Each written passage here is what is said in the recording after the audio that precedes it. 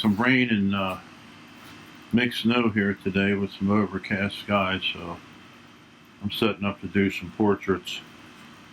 You can see some of the props I got. What I did with this guy here was took a little Tupperware cup and screwed it to the back, and seems to work pretty good. And here's the stump that I've been using, all dug out in the back with some seeds in there.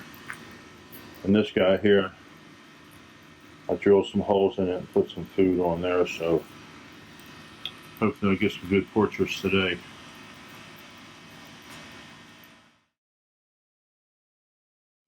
So right now I'm shooting 2/50th of a second at 6.3 with an ISO at 640.